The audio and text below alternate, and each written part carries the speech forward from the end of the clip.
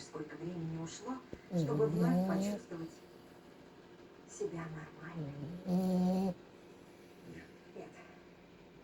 Меня понесло куда-то не туда. И самое ужасное, я чувствую, как раньше. Кракен. Все это твое вранье. Кракен. Ночами. Ты что, Это так спишь? больно. Жень, ну перестань. Не ошибся. Храп. У вас все в порядке? Да, Кракен. я это... Не спи. Пожалуйста.